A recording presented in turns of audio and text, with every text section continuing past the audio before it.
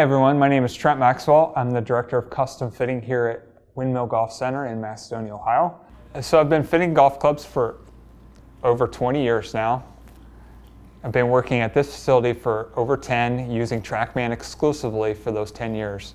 During those 10 years, doing all the fittings I have, I'm very comfortable with using it and knowing all the parameters of what it does and what it can do. How I got into fitting was actually I was hired at Windmill Lakes in Ravenna, Ohio to be a custom fitter. And at that point in time, had no idea even what that meant. But as I got into it, I grew to kind of enjoy it and kind of got passionate about it. It was nice to be able to help people. So that's kind of why I do it, is try to make people better, even if it's a little bit at a time. I know how much people enjoy playing golf, so again, I want to put our stamp on it and try to help them, win their club championship or shoot their career low round, or just go have fun with their buddies, whatever that may be. Maybe it's bragging rights as they had the longest drive of the day. So that's why we're here, and that's kind of why I do this. I've been fortunate enough to go to all the major facilities and kind of shadow those guys and watch them throughout the years, and try to take a little bit from each one of them. So that's where I got my background, and then just quite honestly, just doing it every day. I mean, the more you do it, the more you're going to learn. And I try to never stop learning, because I'm trying to always get at least 1% better every day. We're going to work on fear in getting fitted, because this is kind of a big topic that, a lot of people come in here and you have those first tee jitters. Well, fear of getting fitted is kind of the same thing. The big difference is you can keep hitting till you're happy here.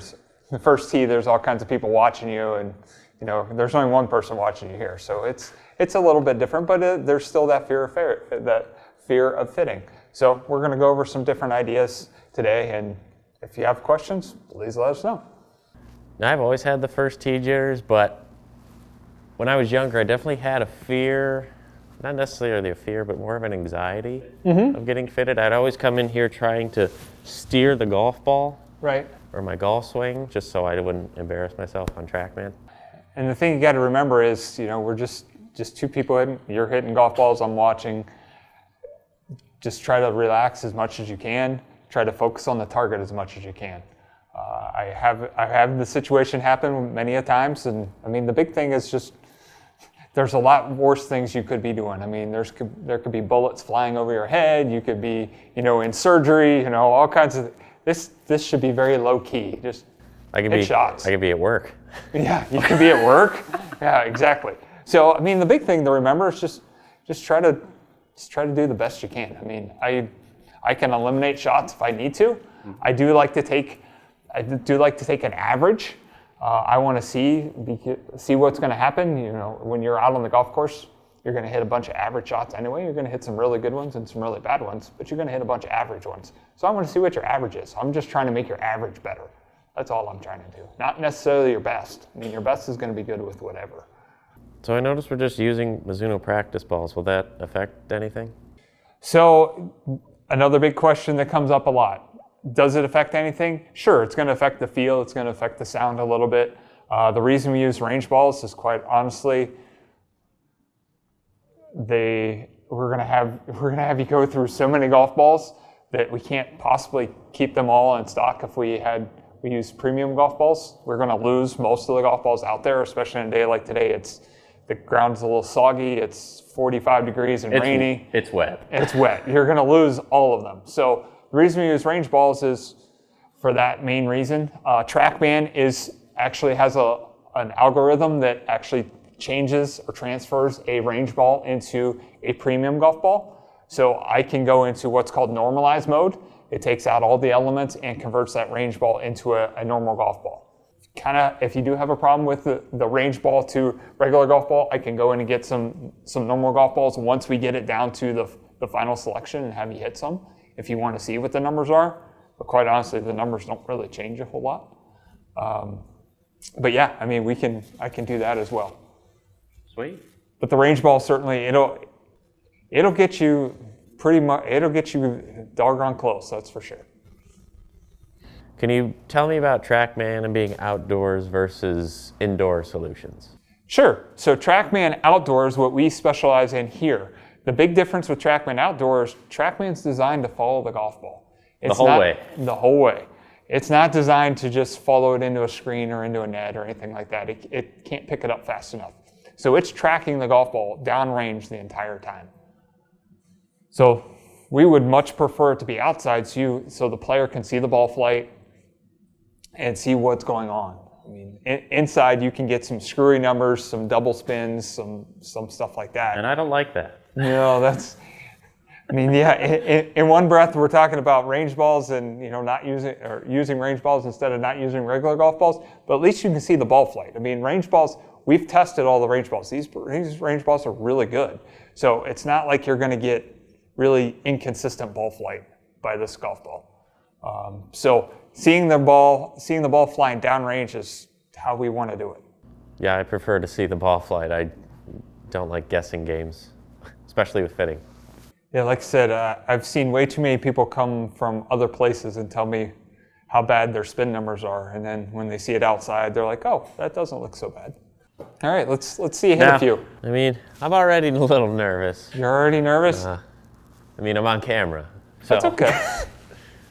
You got a good swing. You'll be fine. So take that. Just try to concentrate on that target out there. I mean, just try to make some free-flowing swings. That'll do. That'll do. That was pretty good. A little toey, but it's a pretty good miss. Again, I'm a little nervous. Sometimes it just takes a few swings to just kind of get it out, loosen up, get it out of your system. And normally you guys give people range balls to warm up, right? We do. And certainly hitting the range balls out there and then hitting them in here, that's why what I do is I'll start with their golf club to begin with. Very important to bring your own golf clubs because you're comfortable with them before I start handing you new golf clubs and seeing what happens there.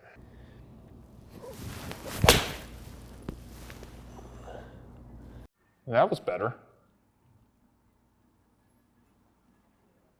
So I'll when I try to get some baseline numbers, I'll let the player hit a little bit. Sometimes they can do it in 3 or 4 swings. Sometimes it might take 10, 11, 12 swings. Yeah. It doesn't matter to me. At the end of the day, it's about trying to find the best fit for you, but I want you to try to be comfortable or try to get comfortable with your own golf clubs first. Correct. Or with your swing first before I start changing different scenarios or changing drivers or changing irons or whatever we're doing the fitting for. What if someone already comes in uncomfortable and they don't like the clubs they're playing? I still want you to start there. Start there. So we can, again, get that baseline. That baseline is really important. I've had numerous people come in and say, yeah, I'm getting new clubs. That's why I'm here. I don't need my old golf clubs.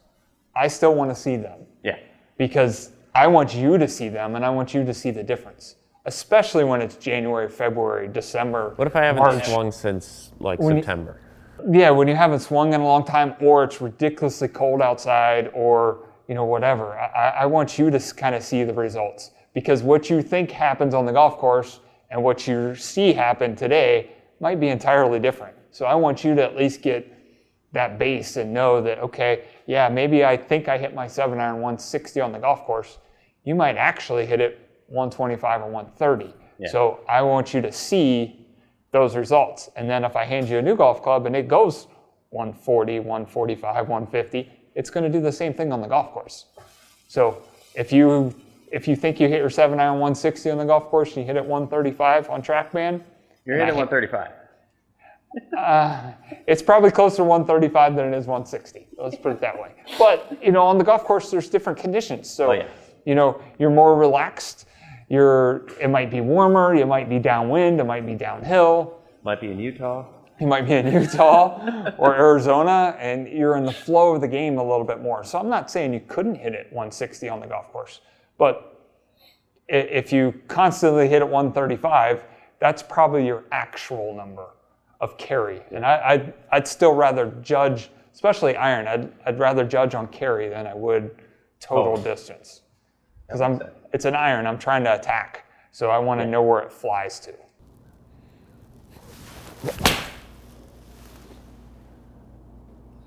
He's dialing it up. But you can easily tell on that first one. Oh yeah. that I was nervous. Yeah. I just was nervous. Correct. I mean. And that's what, 15 yards?